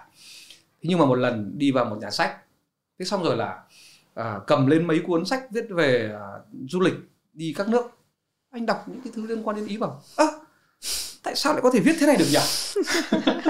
Tại sao lại có thể viết thế này được nhỉ? Tại sao nó lại nông choẹn như thế này được nhỉ? Và ví dụ như là phiên âm tên sai thì mình không nói, nhưng mà mô tả hoàn toàn sai. Ví dụ như là tả pizza này, tả spaghetti này, anh bảo cái đấy hoàn toàn không thể một dòng được, có thể một chữ được chứ. Thế thì anh bảo thôi, bây giờ để tạo ra một cái ấn tượng tốt, mình phải viết về nó. Và một điều nữa khiến cho anh phải quyết tâm anh làm sách về nước Ý, đấy là câu chuyện liên quan đến Sicilia, tiếng Anh là Sicily đấy. Tất cả mọi người chỉ biết đến nó theo cuốn của bố già thôi. Đấy là một vùng đất dữ này, đấy là mafia này, đấy là những câu chuyện nó tóm lại là tội phạm. Trong khi mình đến đấy bao nhiêu lần, 4-5 lần mình thấy chỗ này ăn ngon này, các cô gái cũng rất là xinh này, phong cảnh thì rất là đẹp này, một cái nôi của rất nhiều những nền văn hóa khác nhau này. Đọc kỹ thì thấy đây là thần thoại Hy Lạp ngày xưa đã từng xảy ra ở đây này. Ông Hercules đã bơi mấy km, mấy hải lý từ eo biển sang đến hòn đảo này. Tại sao nó chỉ là mafia? Trong khi rõ ràng mình đi đấy chả có ai làm gì mình, không ai móc túi mình, tất cả mọi thứ đều rất ổn cơ mà. Vậy thì mình phải thay đổi định kiến của họ, và thay đổi định kiến đấy là bằng một cuốn sách. Nhưng trước đấy là đã có một cuộc gặp cũng rất vô tình với cả đại sứ Ý, và ông ấy cũng là một nhà văn. Ông ấy cũng là một nhà văn thì ông bảo là cậu nên viết đi, cậu ở đây lâu, cậu nên viết đi. Lúc đầu mình lười quá, anh lười quá. Nhưng về sau rất nhiều người thúc giục, gia đình thúc giục, sứ quán thúc giục, rồi các fan thúc giục, và cuối cùng là tập hợp các bài viết và viết lại. Cũng phải mất hơn 1 năm ròng rã để mà tập hợp cuốn sách đó. Và đến khi cuốn sách ra ấy, anh nghĩ rằng là chắc là chả ai thích cuốn sách của một ông nhà báo đâu nhỉ. Rồi là cái cuốn sách này nó không phải là ngôn tình, hồi đấy ngôn tình đã rất là nổi, người ta chỉ thích mua ngôn tình thôi. Thế mà không thể nghĩ được là cái hôm ra mắt sách nó lại đông đến như thế. Rất nhiều người nổi tiếng đến, và để anh để ý ra là có cả giáo sư Văn Như Cương đến, Trang Hạ đến, Diễm Quỳnh đến, rồi anh Trần Lập đến, rất nhiều người đến bảo. Anh Huy Tuấn gửi nhắn tin ra, nói chung là bảo hay nhỉ, rất vui. Rồi báo chí viết về cái lễ ra mắt sách đấy, và rất nhiều người phải đứng ở ngoài nhìn vào. Nhưng mà thì hóa ra có thể làm sách được rồi. tức là luôn luôn phải có một cái gì đấy nó thúc đẩy mình, chứ tự nhiên mình bảo mình làm cuốn sách đi, thế thì mình sẽ không có gì thúc giục cả. Và cái cuốn sách thứ 5 đang làm đây này là đã tập hợp các bài viết từ cái đây hơn năm rồi. Đến tháng 3 đã ngồi gặp biên tập để ngồi coi như là nên viết cái gì rồi. Và bây giờ anh vẫn chưa xong phần bản thảo, vẫn đang làm tiếp.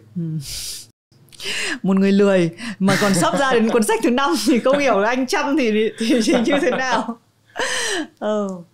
Nhưng mà khi mà anh đã làm rất nhiều việc, đúng không? Em hiểu là Em đã hiểu là anh làm được rất là nhiều việc rồi. Nên là em tò mò là có cái việc gì anh rất muốn làm mà anh chưa làm không? Anh luôn luôn khao khát thành phóng viên chiến trường. Bố anh ngày xưa làm phóng viên chiến trường. Bố anh ngày xưa làm phóng viên của thông tấn xã Giải Phóng, và đi tác nghiệp ở Quảng Trị năm 1972. Bố anh bị thương ở đấy. Và suốt cả một tuổi thơ anh lớn lên là anh chỉ muốn làm nhà báo thôi. Bởi vì bố anh làm nhà báo. Anh đọc tất cả các thứ liên quan đến nghề phóng viên. Rồi là anh có đọc một cuốn sách. Và cái cuốn sách đấy thì anh không nhớ là của tác giả nào nhưng rất nổi tiếng. Và cuốn sách đấy nói về nghề báo. Nói về nghề báo và những người đấy là họ viết về những nhóm khủng bố ở Peru, nhóm Con Đường Sáng. Và anh bảo tại sao họ có thể làm được điều đấy nhỉ? Tại sao họ có thể làm được điều đấy nhỉ? Và mình là nếu bố làm được tại sao mình không làm được?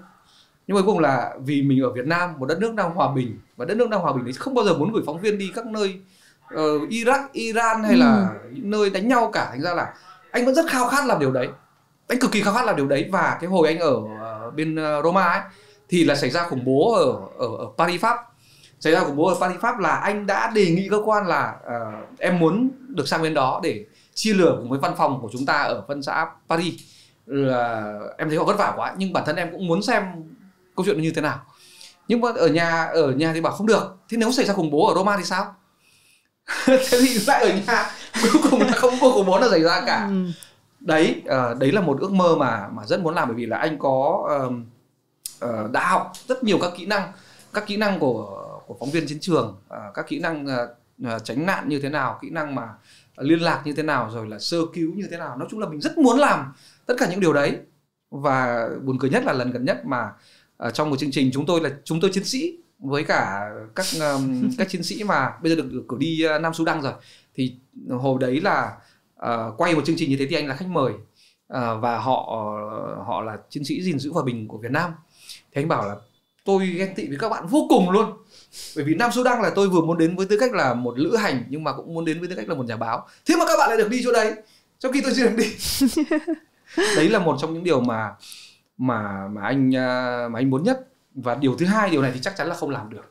Đấy là ước gì ngày xưa mình bớt rụt rè đi từ khi mình còn trẻ, và tức là mình thoát khỏi cái tổ kén của mình, cái vùng an toàn của mình, rồi là bứt khỏi vòng tay của bố mẹ từ sớm hơn để mình làm những việc ví dụ như Che Guevara làm chẳng hạn. Đi với cả một ông bạn đi xe máy dọc Nam Mỹ. Và khi trong các cái hành trình của anh ở các nước ấy, anh thấy rằng rất nhiều các bạn trẻ đi vào cái tầm cũng ở cái tuổi đấy, và họ cũng đi rất là nhiều.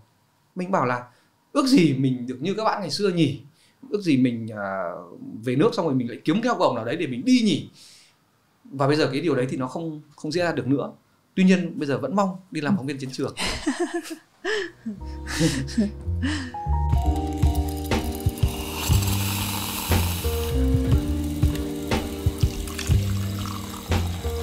Em biết bây giờ anh 45 tuổi vẫn còn quá trẻ, nhưng anh có nghĩ về, anh có tự lý giải là tất cả những cái việc mình làm đấy để làm gì không ạ? Nếu có một cái di sản để lại thì đấy là gì ạ? Tất nhiên là ngoài một cái sập. Câu hỏi khó quá. Thực ra anh đã viết cáo phó của mình ở trên Facebook rồi đấy. Đấy là một cái tabu, một cái cấm kỵ của người Việt Nam mình rất là ngại. Bảo sao phải cấm kỵ nhỉ? Tại sao lại phải cấm kỵ như thế nhỉ? Bây giờ người ta phải chết ai chả chết, đúng không? Vậy thì sống như nào cho nó tử tế, sống như nào cho nó thoải mái, sống như nào để mình không cảm thấy hối tiếc. Thế bây giờ cứ kiêng làm sao được? Không thể kiêng được. Thế anh viết cáo phó của anh viết chính cáo phó của anh luôn, và anh nói rằng là ở trong đám tang của tôi không muốn ai khóc cả. Tại sao phải khóc nhỉ? Tại sao phải tiếc thương tôi nhỉ? Bởi vì tôi đã sống một cuộc đời coi như là đầy đủ rồi cơ mà. Tôi đã làm được tất cả những điều mà tôi mong muốn. Tôi đã trải qua rất nhiều những câu chuyện đau khổ, có hy vọng, có thất vọng, có thất tình, có rồi là đủ mọi thứ này, tất cả những gì tôi đã có trong cuộc đời của tôi hết rồi. Và tôi sống một cuộc sống coi như là vui vẻ và tích cực. Thế tại sao phải tiếc nhỉ? Không có gì phải tiếc cả. Thậm chí là nếu mà bạn đứng ở trước mộ tôi chẳng hạn, cũng đừng khóc làm gì, bởi vì tôi không có trong đó đâu. Tôi trên trời kìa, tôi bay khắp nơi kìa. Tôi không muốn bị bó hẹp mình ở một cái chỗ nào đó, kể cả trong đấm mộ của tôi. Tôi không có đó đâu. Đấy chính là thực ra những cuốn sách này thì rồi đến một lúc nó cũng sẽ bị mốc. Nhưng mà trận đấu người ta rồi cũng sẽ quên, thế hệ sau cũng sẽ không biết đâu. Nhưng những người mà ví dụ như là họ còn sống ở lại, họ nhớ mà đấy là một người rất vui vẻ, đấy là một người rất giàu năng lượng, đấy là một người đi giày đỏ và rất hay mặc quần rách, và một người mà chắc là đến năm 50-60 tuổi vẫn rất là bụi. Thế thôi, cần gì nhiều đâu. Thế cho em sọt ngang phát. Lúc mà anh thất tình trông anh như nào? Anh làm gì? Nghe nhạc. Nghe nhạc hoặc là viết lại, bắt đầu viết bài, hoặc là tức là một người mà nhiều năng lượng thì không bao giờ để cho mình có khoảng lặng nào hết. Kể cả thất tình. Đúng. Thất tình có thể là một cơ hội để mình làm những việc khác tốt hơn. Bởi vì nếu như cuộc sống nó cứ bình như này, mọi thứ nó diễn ra suôn sẻ, nó trôi chảy thì đúng là buồn. Đúng là buồn. Đấy là lý do tại sao em để ý Facebook của anh xem. Chả giờ anh kêu ca cái gì. Mà nếu mà anh có kêu ca thì anh sẽ nhìn nó với một con mắt nó rất là vui vẻ. Đúng không? Đội tuyển Việt Nam không thắng đúng không? Ok, chả sao cả. Chúng ta quên cái khoan cắt bê tông ở nhà rồi. Thế thôi. Cuộc sống nó là như vậy mà. Thế đồ uống đầu tiên của anh khi thức dậy là gì? Luôn luôn là cappuccino. Luôn luôn là cappuccino, bởi vì là những năm anh ở bên Ý thì đấy là thứ mà không thể thiếu được. Người về sau mới phát hiện ra một chi tiết rất là hay. Ngoài cái việc cappuccino là ngày mở đầu cho một ngày cùng với cả bánh ngọt ấy, thì cappuccino làm cho mình coi như là đi toilet dễ hơn. Đúng rồi, em đồng ý. Đây là một chi tiết rất hay về văn hóa. Một ngày trung bình, một ngày người Ý họ uống khoảng 3 shot cappuccino buổi sáng, sau đó sau buổi chiều thì họ có thể uống các thứ khác. Nhưng mà thường là bao giờ cũng cappuccino. Vậy thì lúc đầu ấy uống cappuccino cũng một phần là để tìm hiểu xem văn hóa của họ thôi, bởi vì anh không uống được cà phê. Cả một giai đoạn dài anh không uống được cà phê, nhưng mà sang bên đấy rồi lái xe nhiều quá và cái sự tò mò, bởi vì đọc một thông tin là người Ý họ uống cà phê nhiều nhất châu Âu luôn, tại sao lại như thế nhỉ? Thế thì uống thử, về sau là thành quen và bây giờ không bao giờ bỏ được. Em nghĩ là kiếp trước của em cũng là người Ý ấy. Em cũng uống nhiều cà phê. Thế đồ uống cuối cùng trong ngày của anh? Nước lọc. Anh luôn luôn uống nước lọc. Trung bình một ngày anh uống khoảng 2,5 lít đến 3 lít. Anh uống nước, luôn luôn uống nước và không hầu như không bao giờ uống các loại nước có ga. Tức là mình luôn luôn có một cái sự lựa chọn nhất định. Đầu tiên những sự lựa chọn đấy nó khiến cho mình cảm thấy hơi bị gò bó. Mình là người thích phá cách, nhưng mà mình nghĩ rằng là đến một cái tuổi nào đó chúng ta không được phép làm những việc mà trước đây chúng ta đã từng làm ở tuổi trẻ. Vậy để làm gì? Để chúng ta sau này ở cái tuổi 50-60 chúng ta vẫn còn khỏe, chúng ta vẫn còn trẻ, chúng ta vẫn có thể đi được. Và đấy là lý do tại sao anh nói rất nhiều đến cái chết. Nói đến cái chết để làm gì? Nói đến cái chết là để cho chúng ta trân quý những giai đoạn hiện tại như thế này. Có rất nhiều người rất sợ chết. Rất sợ chết nhưng mà đi nhậu này, rồi là làm rất nhiều những thứ mà không có lợi cho sức khỏe, rồi là làm những việc có thể nói rằng là rất là xấu cho về mặt đạo đức. Vậy thì cuộc sống của họ có ý nghĩa gì? Họ có thể ý nghĩa đối với bản thân họ lúc đấy, họ có thể mang tiền về cho vợ con của họ lúc đấy, nhưng đấy không phải là một cuộc sống tốt cho xã hội và bản thân người đó. Anh không muốn như thế. Và đấy là lý do sao anh nói với cái chết. Anh có ngại gì đâu. Hôm nay nói chuyện với anh rất vui. Em vẫn còn một câu hỏi cuối em hay hỏi. Anh có biết mình nói chuyện 1 tiếng rưỡi không? Nhiều thế cả. Anh có thể nói chuyện 2 ngày liên tục, em biết rồi. 2 trận đấu liên tục là ít nhất là bao nhiêu anh? Là mỗi trận là 90 phút. 90 phút nhưng mà còn nghỉ giữa này. Nghỉ giữa là khoảng từ 1 tiếng đồng hồ, chứ không phải là liên tục. Nhưng mà thường thì không phải ai cũng làm được như thế. Thường thì có những người họ trẻ thì sau một trận là họ đã mệt rồi. Mình thì không bao giờ mệt. Hôm nay thì em thấy anh chứng tỏ được điều đấy. Em muốn hỏi anh một câu là nếu ngày mai anh phải lên hoang đảo, một cái hoang đảo, anh không biết ngày trở về, khi đi chỉ được mang theo một cuốn sách, thì đấy là cuốn gì? Chà, anh sẽ mang một cuốn sách liên quan đến việc sinh tồn. Nó rất quan trọng. Nó rất quan trọng bởi vì tại sao? Bởi vì nó sẽ dạy anh cách bắt cá, nó sẽ dạy anh cách đánh lửa, nó sẽ dạy anh tất cả các cái cách nào để mà sinh tồn trong hoàn cảnh đấy. Bởi vì lúc đầu tiên anh sẽ nghĩ rằng là mình mang một cuốn sách về thiên văn nhỉ? Nhưng mà mình phải ăn chứ, mình phải tồn tại chứ, đúng không? Bởi vì người xưa họ có sách nào về thiên văn đâu. Họ có thể quan sát được thiên văn, họ có thể nhìn được. Vậy thì một cuốn sách về sinh tồn là điều tuyệt vời nhất. Điều này rất là hay, bởi vì anh luôn cho thấy một cái năng lượng ngùn ngụt, một cái sự tự do về trải nghiệm. Thế nhưng em rất thích một điều là đến khi mà lên hoang đảo thì lại nghĩ chuyện phải sinh tồn. Đúng không? Mình phải thực tế chứ. Đúng rồi. Và em phát hiện ra một điều là những người bay bổng nhất là những người thực tế nhất. Đúng, bởi vì là họ có một nền tảng để cho họ có thể được lãng mạn, được bay bổng. Người ta nói rằng là những người nghệ sĩ là những người cực kỳ lãng mạn, nhưng mà họ phải có một nền tảng về mặt kinh tế, họ phải có một nền tảng về mặt tri thức thì họ mới có thể như thế được. Thường là những người mà, ví dụ những người mà đi nhiều như anh chẳng hạn, thì nhiều người bảo ôi đi sướng nhỉ, đi vui nhỉ, chúng tôi rất là gato với bạn, nhưng mà anh sẽ nói ngay là tôi cho bạn đi cùng với tôi 3 ngày xem bạn có chịu nổi cái cường độ đi của tôi không. Những gì mà tôi thể hiện ra trên Facebook, trên các bài viết, đấy là cái mặt sáng của tất cả những câu chuyện này. Nó là câu chuyện về sự lãng mạn của tất cả các chuyến đi, nhưng các bạn đừng tưởng lầm rằng tất cả mọi thứ chỉ có hạnh phúc, chỉ có sung sướng đâu. Tôi phải đi mỗi ngày mười mấy cây số, thậm chí có những ngày đi 20, 30 cây số. Lúc thì tôi ở chỗ này, lúc thì tôi ở chỗ kia. Tôi phải thay đổi múi giờ, tôi phải làm đủ mọi thứ tất cả trong một khoảng thời gian rất ngắn. Bạn có chịu được không? Đấy chính là kỹ năng sống, đấy chính là cái kỹ năng sinh tồn. Và có một điều nữa, đấy là mình không muốn lặp lại bản thân mình. Mình đã đến một chỗ nào đó, mình đi xa như thế, mình phải biến một ngày của nó thành 3 ngày ở đây. Đấy là sự thực tế để thể hiện ra những bài viết, để thể hiện ra những câu chuyện như thế kia. Nhưng các bạn đừng quên, đằng sau nó là những chuyện không vui vẻ một chút nào. Thế nơi tuyệt nhất mà anh đã đến là gì? Lạ đâu? Anh luôn luôn coi Ý là quê hương thứ hai. Luôn luôn là Roma. Luôn luôn là Roma luôn. Bởi vì tại sao? Bởi vì đấy là nơi mà anh có văn phòng đại diện của anh. Đấy là nơi mà anh gắn bó 2 nhiệm kỳ của anh. Đấy là nơi anh có rất nhiều những bạn bè, những người coi anh là một trong số họ. Người Ý có câu là uno di loro, tức là một trong số họ, hoặc là uno di noi, một trong số chúng tôi. Họ không coi mình là người nước ngoài. Và trên thực tế khi anh ở châu Âu nói chung và ở Ý nói riêng, anh không cảm thấy anh là người nước ngoài. Anh cảm thấy anh là một người trong số họ, anh có thể đi lại với họ, anh nói chuyện với họ. Anh cảm thấy rất thoải mái và sung sướng. Cho nên là bây giờ mọi người hỏi là bây giờ muốn rời khỏi Việt Nam, đi đâu làm gì? Anh luôn luôn muốn quay trở lại đó. Một người trông giống người Nhật cho hay. Luôn luôn bị nhầm là người Nhật. Em hôm nay rất là cảm ơn anh. Hôm nay là lần đầu tiên mình gặp anh Ngọc. Thì mình cũng là fan của anh ở trên Facebook, hay đọc những cái mẩu của anh viết. Và nếu em nhớ không nhầm, như em đọc từ lúc anh còn đang ở bên Ý cơ. Xong sau đó anh về và anh viết tiếp. Đấy, thì hôm nay em rất là vui vì anh biến cái sự hâm mộ đấy thành hiện thực khi mà em ngồi đây và trò chuyện với anh. Cũng rất là cảm ơn các khán giả theo dõi. Các bạn đã theo dõi Have a Sip, các bạn sẽ thấy là những khách mời của chúng ta đều là những người rất đặc biệt.